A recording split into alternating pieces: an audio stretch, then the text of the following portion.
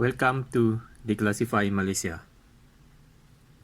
Today, in chapter 16, we will talk and discuss about special constitutional arrangements to amend Article 1, Clause 2 of Federal Constitution.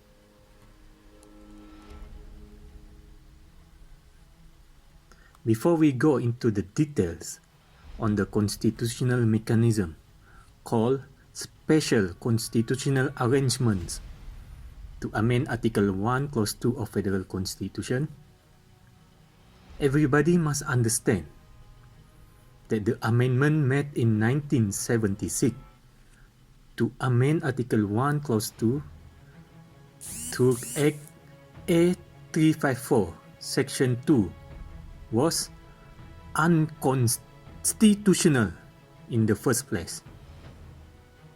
Here, the constitutional discussion on the unconstitutionality of 1976 amendment has been discussed previously in my YouTube playlist Declassified Malaysia in Chapter 15, States of the Federation and Unconstitutional 1976 Amendment. Please refer back to the Chapter 15 of my YouTube. Briefly speaking, 1976 Amendment was unconstitutional because it breached two articles in the Federal Constitution. First, it breached Article 159, Clause B, BB. And two, it breached Article 161E, Clause 1. Based on the original section in the Malaysia Agreement 1963, in Part 2, Section 4, Clause 2, the states of the Federation shall be A, B, and C. A. The states of Malaya, B. the Borneo states, and C. the state of Singapore. After Act A 354, Section 2, in force from 27 August 1976, Federal Constitution has been amended in Article 1, Clause 2, where it states that the states of the Federation shall be Johor, Kedah, Kelantan, Melaka, Negeri Sembilan, Pahang, Penang, Perak, Perlis, Sabah, Sarawak, Selangor and Terengganu. Sabah and Sarawak previously is the Borneo state has been changed to become one of the states of the Federation in one grouping with another component state of Malaya. Now, according to Article 169C of Federal Constitution, in relation to the Borneo states, namely Sabah and Sarawak, the report of the Intergovernmental Committee 1962, IGC, signed on 27 February 1963, which was made before Malaysia Day, between Government of the United Kingdom on behalf of the Borneo states and another country, which is Federation of Malaya, shall be deemed to be a treaty between the Federation of Malaysia and Government of the United Kingdom.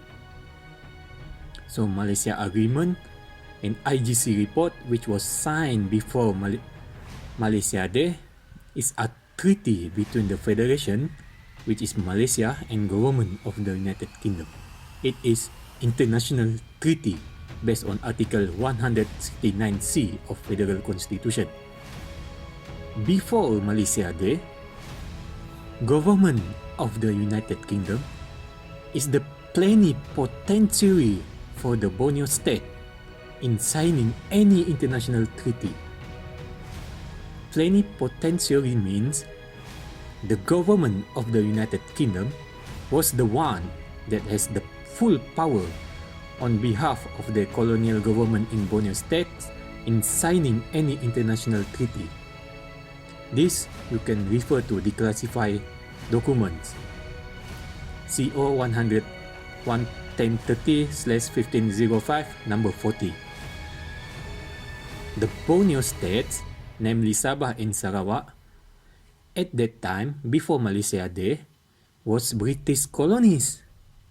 Here, being a colonies means that all our international affairs in Sabah and Sarawak is under the jurisdiction of government of United Kingdom. Everybody must understand what being a colonies means. The one that signed on behalf of the Borneo state is the government of United Kingdom. Before Malaysia Day, we don't have internal affairs ministry. There is no external affairs ministry for Sabah and Sarawak. Where is our diplomat, everything? We don't have all of that kind of thing. So who is going to sign on behalf of Malaysia? We don't even have a government. We only have colonial government under the British. And the one that rule over Sabah and Sarawak is the British. British is the one that have external affairs ministry that will sign on behalf of Borneo state. They are the plenipotentiary for the Borneo state. In the Federal Constitution, Article 169 says, we can read it like this. In relation to the Borneo states, any treaty, agreement, or convention enter into before Malaysia Day between Her Majesty or her predecessor or the government of the United Kingdom on behalf of the territories comprised in those states or any of them in another country shall be deemed to be a treaty, agreement, or convention between the Federation of Malaysia and that other country, which is United Kingdom. Yeah, this is when you read with Malaysia Agreement and IGC report. Next. So, according to Article 169C of Federal Constitution, we has established that IGC report is an international treaty between the Federation of Malaysia and Government of the United Kingdom. Now, let us go back into the required constitutional mechanism on how to amend unconstitutional 1976 amendment on Article 1, Clause 2 of Federal Constitution. Through the force of law as expressed in Article 169C, one of the terms of IGC report on which the Federation of Malaysia must honor is paragraph 30, Clause 2 of IGC report. So what is paragraph 30, Clause 2 of IGC report? Paragraph 30, Clause 2 of IGC report, it is read as follows. It is considered desirable that modification to the special constitutional arrangement made in respect of a Borneo state should, subject to the safeguard of the consent of the state government, in case where this is required, be capable of being amended to the extent of bringing the Borneo state into line with the present states of the Federation, which is Malaya, without the requirement that the federal bill making such amendment should be supported by the votes of not less than 2/3 of the total number of members of the House of Parliament. Article 159, Clause 3 should not therefore apply to such amendments, which would then fall under Article 159, Clause 4, BB. However, Article 159, Clause 4, BB should be amended so as to ensure that such modification could not go beyond bringing a Borneo state into line with the present states of the Federation. So what does this mean?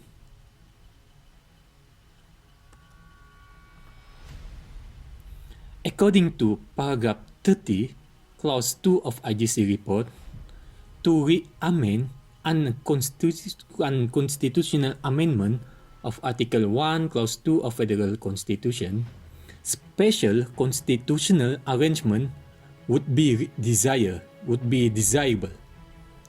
We must use special constitutional arrangement where it would constitutionally need first, consent of the state government.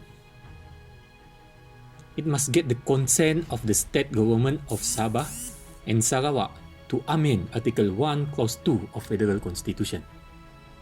And number 2, Federal Bill, which is Amendment Bill 2019, and next there will be Federal Bill, Amendment Bill 2020, can only extend of bringing the Borneo state into line with the present states of the Federation. The present states in paragraph 30 clause 2 of the is the Federation as in 1963, which is states of Malaya, state of Singapore, and the Borneo state. So Sabah and Sarawak must be bring into line with these states in the Federation. And number 3, two-third majority is not required. It is specifically mentioned and expressed in paragraph 30 clause 2 without the requirement that the federal bill making such amendment should be supported by the votes of not less than two-thirds of the total number of members of the House of Parliament. Without the requirement, no need that requirement of two-third majority to amend Article 1 Clause 2. This means simple majority is sufficient. So what does this mean? As you can see in 1976, when they make unconstitutional amendment, it is very difficult. You need two-third majority in Parliament to make unconstitutional amendment. Very difficult. You need two-third majority. But to reverse it back, any unconstitutional amendment, you need consent of the DUN in Sabah and Sarawak. And second, it's easy. You just need simple majority in Parliament. To revert back any unconstitutional amendment in the Federal Constitution, the British already provide the easiest way. The easiest way. You just need the consent of the DUN and simple majority in Parliament.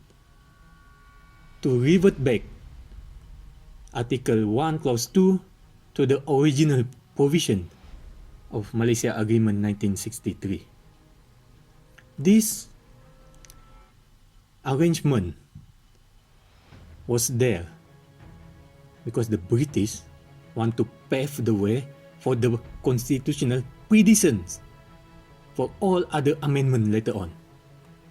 Now, if we have 222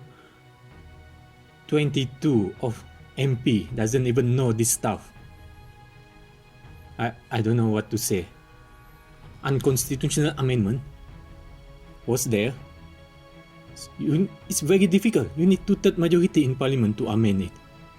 But to revert it back, because everybody must know it was unconstitutional in the first place, to revert it back, it's easy.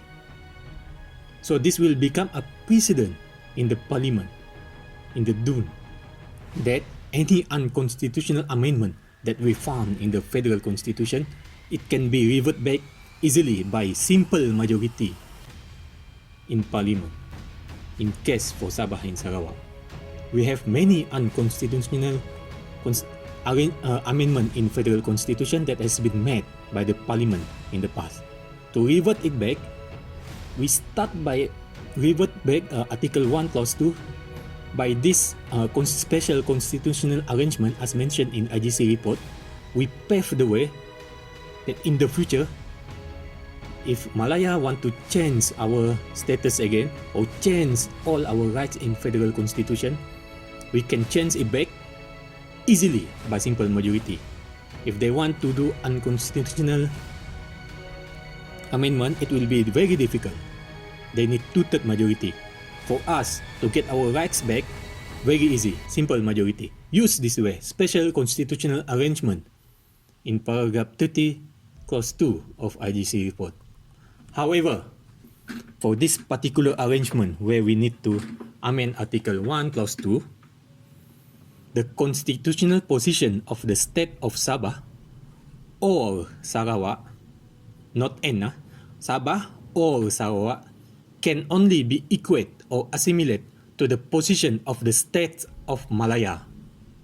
It is mentioned in paragraph 30, clause 2 of IGC report that such modification could not go beyond bringing a Borneo state, not Borneo states, a Borneo state into line with the present states of the Federation. Present states of the Federation is states of Malaya and state of Singapore in 1963. So, the constitutional position of the state of Sabah or Sarawak can only be equate or assimilate to the position of the states of Malaya. This means the British give us two options here. When we want to revert back our status, if there is happen to be unconstitutional amendment like 1976, we can revert it back to make states of Malaya, and there will be a Borneo states, which is Sabah and Sarawak. This is one of the flexibility of the decolonization process that British introduced in the IGC report and the framework of Malaysia Agreement 1963 based on UN Resolution 1541, which is a flexible decolonization process. So there is two options. So we can revert back our status as Borneo state, or each of state of Sabah and Sarawak can become our own state in a position which is in line with the states of Malaya. So here we have two options. Actually, this provision was there to end the decolonization of Sabah and Sarawak. We can either go as Borneo state and become independent to complete our decolonization process, or we can go on our own as state of Sarawak as independent state, or Sabah or state of Sabah as another state.